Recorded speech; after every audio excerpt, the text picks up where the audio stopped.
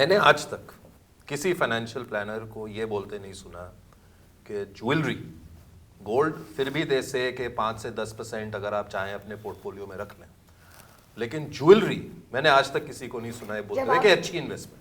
जब आप कहते हैं कि गोल्ड रख लें, मतलब गोल्ड की बिस्किट्स या गोल्ड के फंड्स मतलब या बिस्किट भी आप रख लीजिए अगर आपको रखना है। दीज डेज यू हैव कई ऐसे भी अपॉर्चुनिटीज़ हैं जहाँ पर आप पेपर में खरीद लें, और लेकिन जब आपको गोल्ड चाहिए, जब आप अपना पेपर बेचेंगे तो आपको फिजिकल गोल्ड भी मिल जाएगा। बट एक क्वेश्चन मैं पूछना चाहूँगी, जैसे हम लोग सुनते हैं जब फ्लाइट टू सेफ्टी होती है, तो जब लोग बात करते हैं कि मार्केट्स बहुत वॉलेटाइल है, बहुत अनसेफ है, तो सब लोग कहते हैं जब रिस्क को हेज करना होता है तो सब लोग गोल्ड में अपना पैसा डालना शुरू करते हैं। इज दैट ट्रू और is that no longer the case? Is that the best asset to be safe with?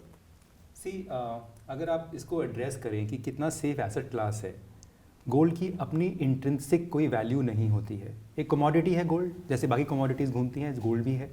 But gold को हमने ऐसा उसको हमने ऐसी जगह पे पुट कर दिया है, रख दिया है कि वो हमारा कमोडिटी में किंग है। उससे ऊपर कोई कमोडिटी नहीं है। अगर आप एक ओवरऑल एवरेज अगर आप देखें उसको, अगर देखें तो अब फ्लाइट ऑफ सेफ्टी क्यों बोलते हैं गोल्ड को? क्योंकि उसकी कोई अपनी तो वैल्यू है नहीं, वो कमोडिटी है, तो खुद तो वो कुछ कर नहीं सकता। पर जब उसके आसपास का जो सारा का सारा नज़रिया है, जब वो खराब होना शुरू हो जाता है, तब गोल्ड निकल कर आता है as a protected asset class. पर इतने सालों में गोल्ड क्या रिटर्न देगा मुझे?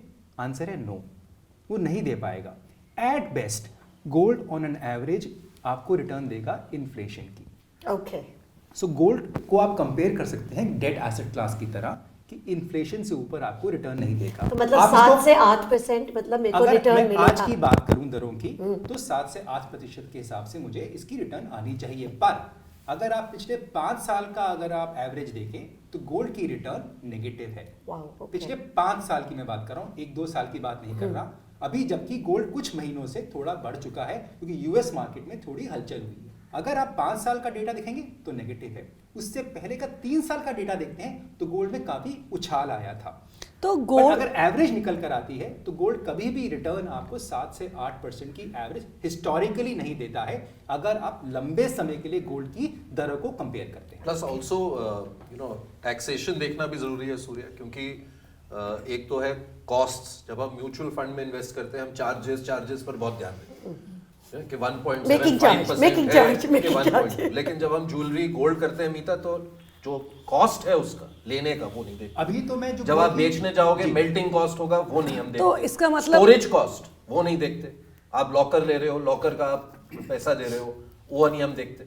कितना घर पे आप कितनी ज्वेलरी रखो, उससे बड़े बहुत रख सकते हो, रिस्क जो आप कैरी करते हैं गोल्ड को अपने घर पे रखने का। अब सारी न्यूक्लियर फैमिलीज हैं, अब जॉइंट फैमिलीज कॉन्सेप्ट खत्म हो चुका है, तो आप घर पे अगर गोल्ड स्टोर करेंगे तो वो भी एक रिस्क होता है। और अगर लॉकर में ही रहना है तो फिर फायदा क्या है गोल्ड का?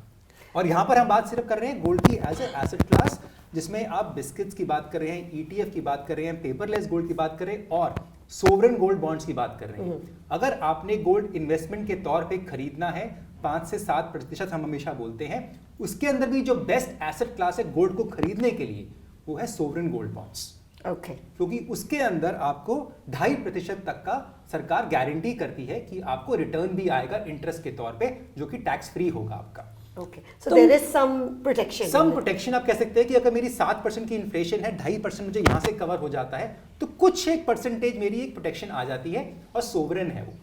उसमें रिस्क सिर्फ यही है कि उसका एक लॉक इन पीरियड मिलता है मुझे 5 साल 7 साल का, इससे पहले मैं उसको बेच नहीं सकता, तो आपको प्लानिंग अकॉर्डिंगली करनी पड़ेगी।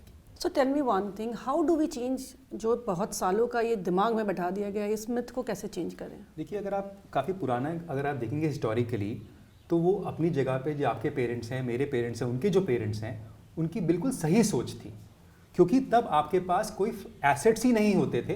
अब आप एसेट्स को डिस्ट्रीब्यूट करते हैं 2 कैटेगरी में, एक फाइनेंशियल एक non financial.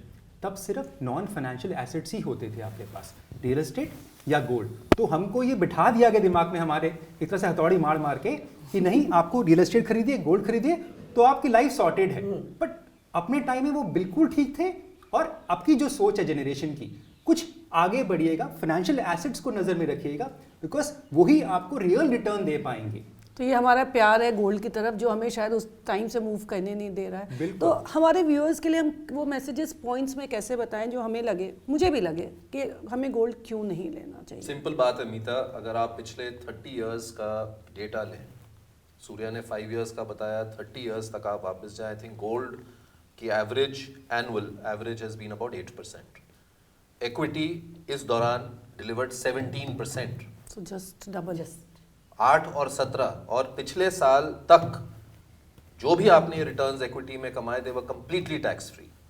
In this years budget अब 10% का long term capital gains tax लगा है, जबकि गोल्ड में आई थिंक जो रिटर्न्स आते हैं आपकी इनकम से जुड़ते हैं और ऐड हो जाते हैं आपकी इनकम normal tax slab है, नॉर्मल वो टैक्स applicable हो ऐड जाता हो है। जाते हैं। So if I तो look you at could be doing 20 to 30% tax on your gold returns.